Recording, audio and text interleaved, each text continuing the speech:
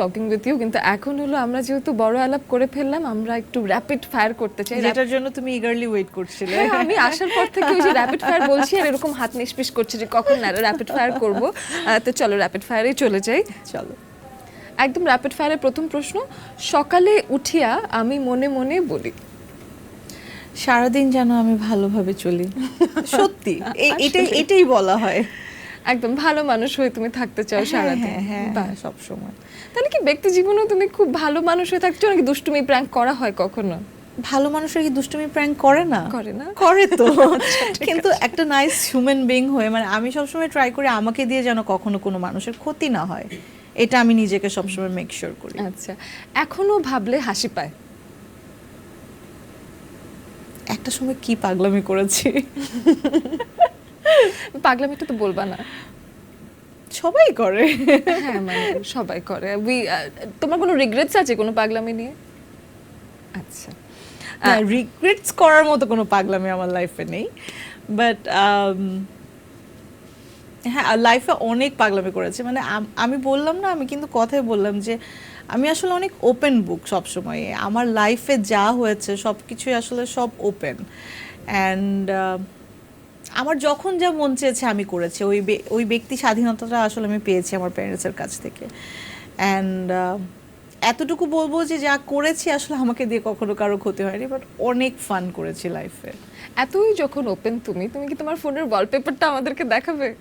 হ্যাঁ sure, why not. আচ্ছা, মানে ফোনের ওয়ালপেপারে কি আছে? আচ্ছা একটা সেকেন্ড, আমার অনেক নোটিফিকেশন এসে আছে। বাহ, আমার মেয়ের ছবি। It's a lovely picture. Thank you.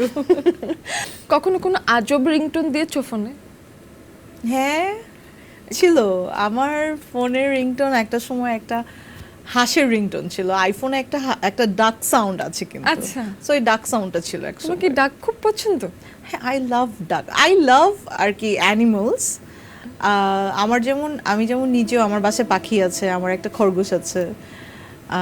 এর আগে আমার বাসায় একটা বিড়াল ছিল, বাট বিড়ালটা আমার মেয়ের জন্য আমি পরে সরিয়ে ফেলেছি। আচ্ছা, আই লাভ পেটস। বাহ। অনেকেই বলে হাজবেন্ড মানেই আমার কাছে প্যারা, হাজবেন্ড মানে এটা সেটা, তোমার কাছে হাজবেন্ড মানে কি? A good partner. প্যারা হবে কেন? প্যারা কখন হয় জানো? যখন আমি প্যারা দিব তখন প্যারাটা উল্টা আমার কাছে আসবে। তাহলে তোমার স্ট্র্যাটেজি হলো প্যারা দিবও না, প্যারা নিবও না।